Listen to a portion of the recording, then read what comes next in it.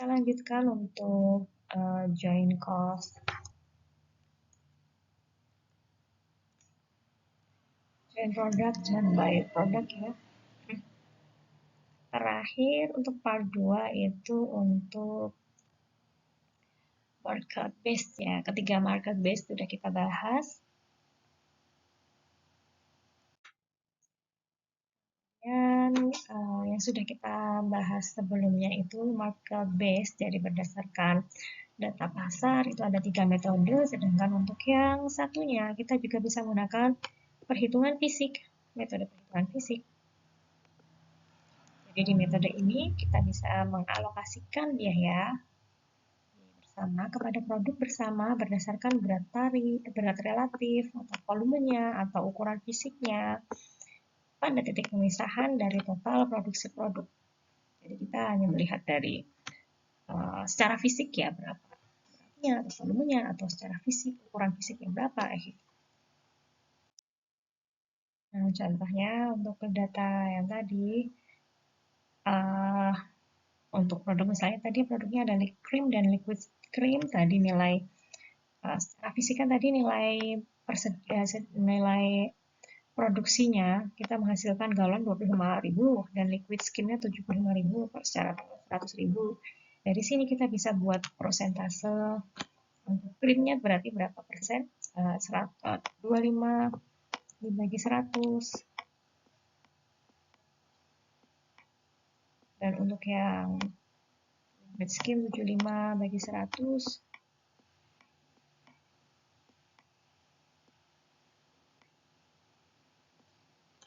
atau 0,75%. Kemudian kita bisa menghitung join cost alokasi biaya bersamanya. Jadi tadi biaya totalnya kan tadi 400.000. Itu kita kalikan, tinggal kita kalikan dengan persentase biayanya. Jadi untuk yang krim itu 0,25 kali 400, yang liquid skim itu 0,75 kali 400.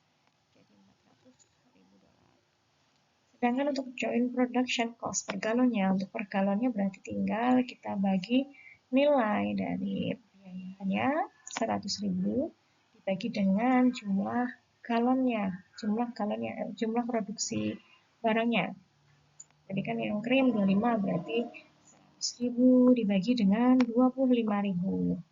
Dan untuk yang liquid skim 100.000 dibagi dengan 25.000. Jadi nilainya setiap produknya itu sama-sama $4. Lalu habis itu kita ke income statement-nya, laporan laba ruginya. Dari pertama penjualannya, penjualan sama ya langkahnya. Nah, total penjualan dikali harga, ketemu nilainya 160 dan 120, total 280. Dengan HPP, ini kita bisa hitung dari production cost-nya sesuai dengan persentase tadi 0,25 untuk krim dikali 400.000 dan 0,75 dikali $400.000 biaya bersamanya 100 dan 300 400. Kita kurangi dengan persediaan akhir 5.000 galon dikali dengan harga joint production cost per galonnya tadi ya. Ini $4. Jadi 20.000 dan 180.000. Maka nilai HPP-nya 100 dikurangi 20, 8. Untuk yang liquid skim 300 kurangi 180, jadi 120, dengan totalnya adalah 200. Untuk gross margin-nya, kita selisihkan dari penjualan dikurangi dengan HPP. Penjualannya 160 dikurangi dengan 80. Jadi 80 untuk yang liquid skim 120 dikurangi dengan HPP-nya 120, nilainya 0, dan untuk totalnya ada 80. Kemudian untuk gross percentage-nya, untuk prosentasenya kita hitung dari gross margin dibagi dengan revenues, 80.000 dibagi dengan 160. Untuk yang pertama itu 50%, Untuk yang liquid scheme-nya 0%. Dan untuk secara total itu 80.000 dibagi dengan 280. 28,6%. Dari banyak metode itu sebenarnya bagaimana kita memilih ya, memilih kapan kita menggunakan metode yang apakah sebaiknya market based atau menggunakan perhitungan fisik saja. Kan tadi kalau untuk perhitungan fisik kelihatan cukup simpel ya dibandingkan dengan pada saat kita menggunakan market based kayak gitu. Market based pun juga ada yang tampak lebih rumit, ada juga yang lebih mudah. Kapan kita memilih apa yang perlu kita pertimbangkan saat memilih metode? Ini misalnya ketika harga jual pada titik pemisah tersedia, kita bisa menggunakan metode nilai penjualan pada titik pemisahan atau yang split off tadi. Ini yang split off.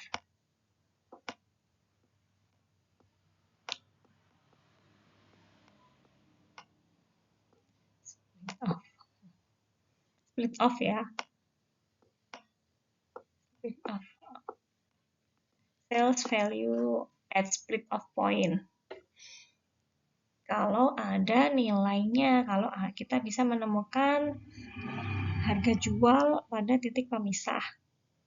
Tapi, kalau harga jual pada titik pemisah itu tidak ada, artinya juga mungkin produk itu tidak layak kalau langsung kita jual, nanti nilainya akan rendah. Ketika kita proses menjadi nilainya menjadi lebih tinggi ya, produknya akan bernilai jual lebih tinggi. Seperti itu, maka kita memilih metode NRV saja. Nah, tapi kalau misalnya kita hanya ingin sederhana saja lah perhitungannya, karena sebenarnya yang kita butuhkan kan pada akhirnya biaya totalnya, kemudian dari penjualannya berapa, seperti itu ya. Kita kadang tidak perlu memisahkan kapan ya biaya itu dipindah ke yang produk 1, pindah ke produk 2. Misalnya kita hanya butuh kesederhanaan, kita bisa menggunakan ukuran fisik ya, atau margin kotor konstan.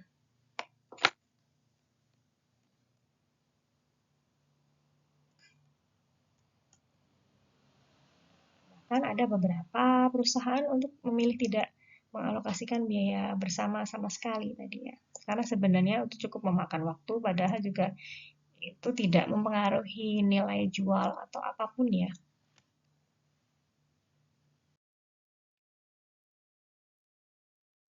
Nah, ini juga untuk penentuan memilih apakah kita akan menjual atau memproses secara lebih lanjut.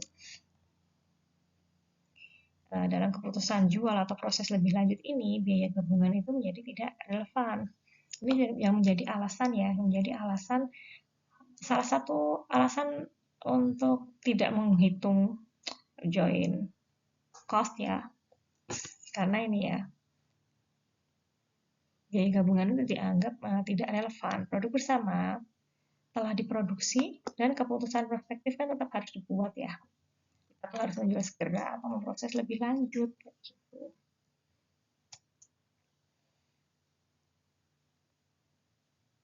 Nah, biaya gabungan ini adalah biaya yang tidak dapat dipulihkan.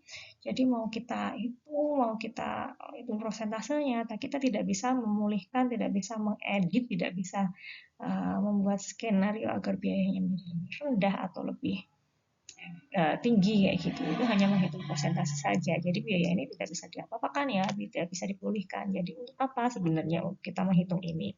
Ada beberapa perusahaan yang memang pertimbangannya seperti itu ya.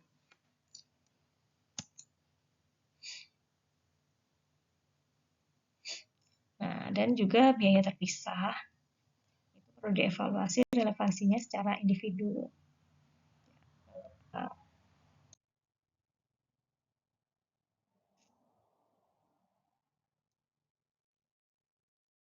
Nah, kalau kita lihat dalam flowchart ini,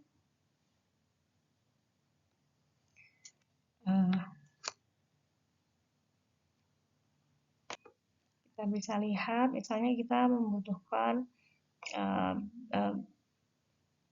meskipun kita punya 2 produk gitu ya, kemudian kita perlu melanjutkan proses ke akhirnya menjadi produk jadi, ini kan memang sudah menjadi suatu keputusan. Jadi uh, untuk apa sebenarnya kita melakukan pemisahan itu untuk dari mulai join produk, kemudian sampai ke final produk, kemudian kita bebankan ke tiap produknya.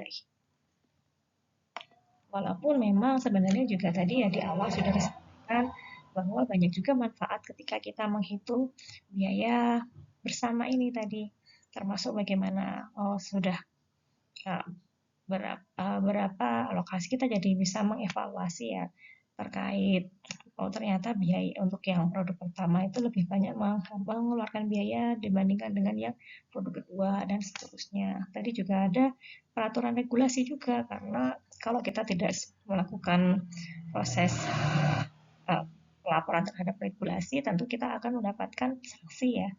Dan juga kalau misalnya kita memang ada kontrak dengan perusahaan yang lain, maka ini hal menjadi wajib gitu ya untuk kita lakukan perhitungan ini.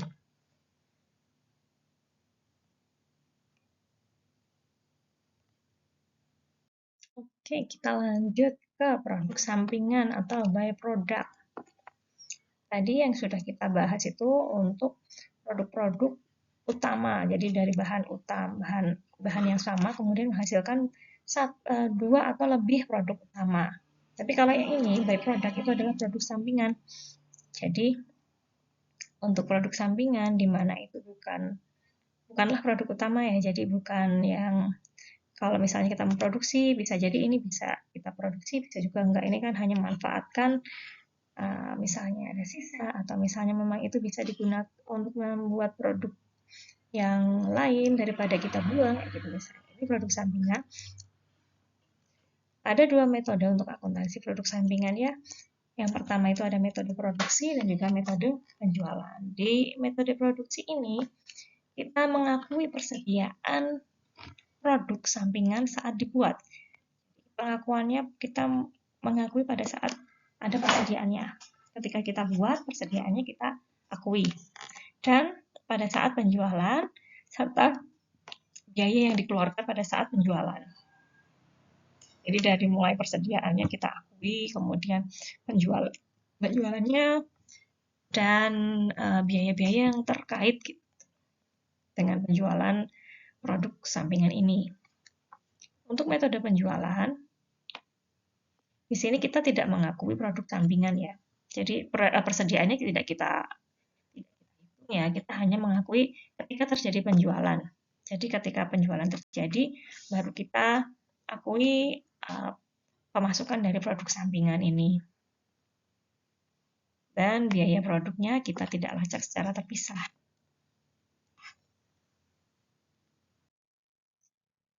Baik, kita coba perdalam makna dari byproduct ini dari ilustrasi ini. Misalnya kita punya bahan baku timber ya, ini timber ini semacam kayu ya. Ini untuk pengolahan kayu ini kita olah dengan ternyata ketika kita olah nilainya biaya bersamanya itu $250.000. Dari sini dari processing ini kita menghasilkan dua produk. Produk yang pertama itu adalah produk utama, yaitu lumber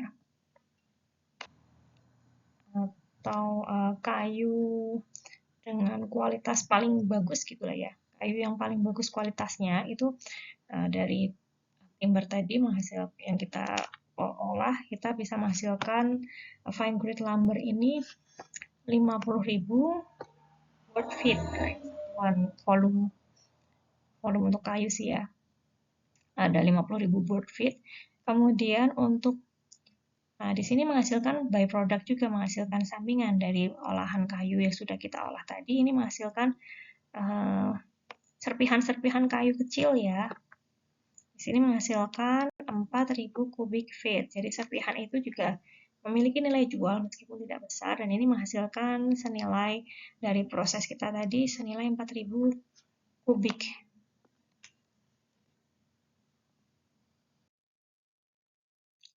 Baik, kita coba hitung sekaligus ya, kita melihat dua metode sekaligus sambil kita bandingkan bagaimana penentuan atau perhitungan untuk buy product ketika kita menggunakan atau metode penjualan.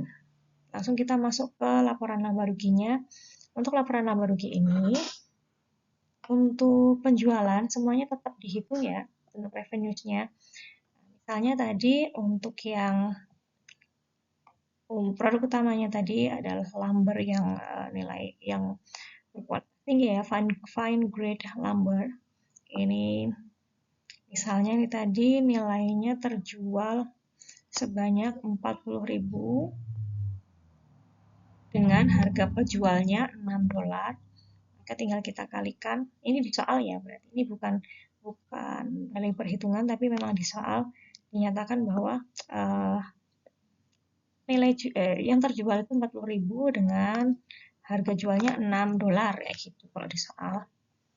Nah, ini nilainya 240, semuanya tetap digunakan untuk sales method maupun production method.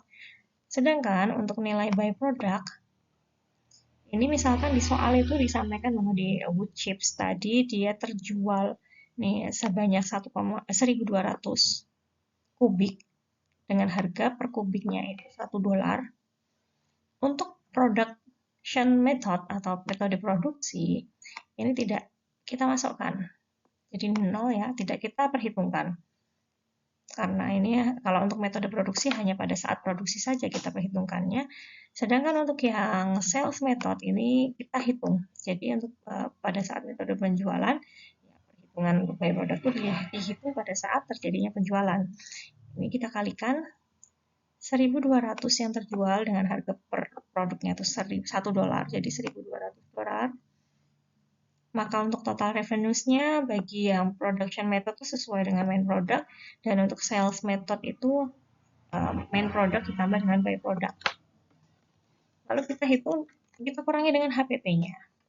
Nah, untuk yang HPP,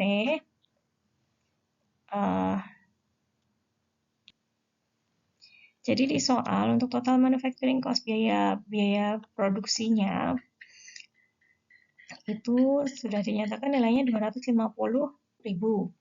Nah, ini perlu kita, kalau untuk yang metode produksi, kita selisihkan dengan nilai by product. By product tadi nilai produknya tuh $1 dengan jumlah produksi yang bisa dihasilkan tadi kan 4.000 ya.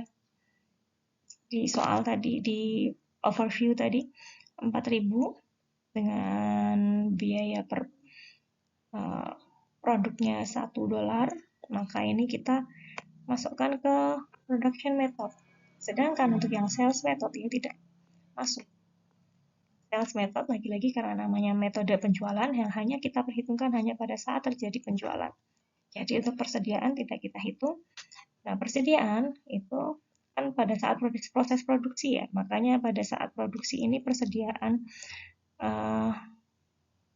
kita kurangi untuk produk by product ini tadi wood chips kita hitung nilainya. Ini mengurangi total biaya produksi total biaya produksi utamanya tadi 250 dikurangi dengan 4.000 hasilnya 246. Kemudian setelah kita mendapatkan biaya produksi bersihnya, ini kita kurangi dengan persediaan produk utama. Tadi untuk persediaan produk utama angka 49,2 ini didapatkan dari ini di soal ya, ini di soal sudah dinyatakan ya, ini sebenarnya ada soalnya. Kalau misalnya ada soal itu ada dinyatakan nilai persediaan akhirnya 10.000 seperti itu. Jadi nilai persediaan akhir 10.000 ini kita hitung prosentasenya. Jadi 10.000 dibagi dengan berarti kan tadi yang terjual 40, sedangkan ada persediaan akhirnya 10. Jadi 50 ya, 40 tambah 10 ini.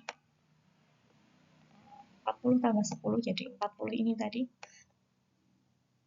40 yang terjual, 40 ditambah dengan persediaan akhirnya. Jadi untuk persentase itu nilai persediaan akhir dibagi dengan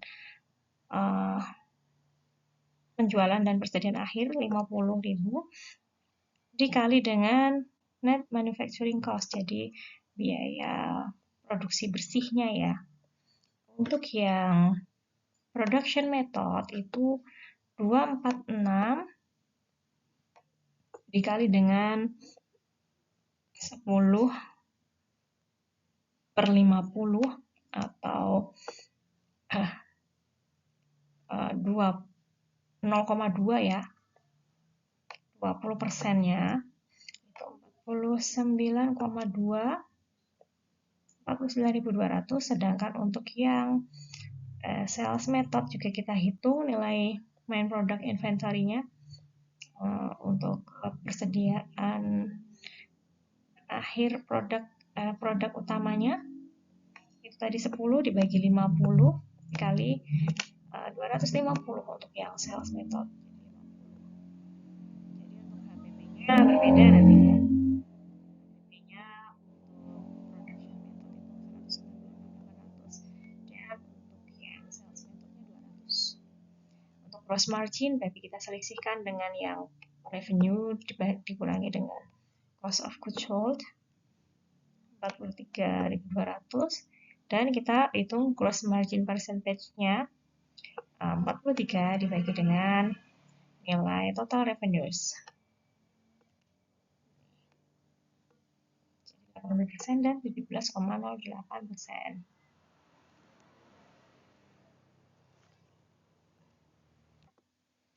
Sedangkan pada akhir periode untuk biaya persediaan berarti bagi yang sales method itu biaya persediaan itu hanya untuk yang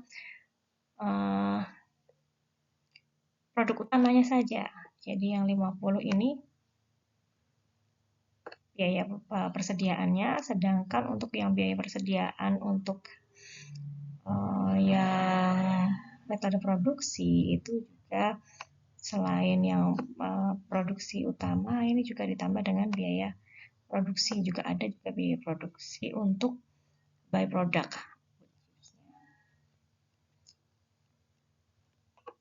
Nah, ini nilainya kenapa dapat 2,800 ini kan ini tadi ya nilai produksinya tuh kita memproduksi 4.000 kemudian yang terjual 1.200. Berarti 4.000 kurangi ini 4.000 dikurangi 1.200 hasilnya 2.800. Ini dikalikan dengan harga wood chips-nya. Jadi nilainya 2.800. Baik, sekian yang bisa saya sampaikan. Terima kasih atas perhatiannya. Assalamualaikum warahmatullahi wabarakatuh. Bermanfaat.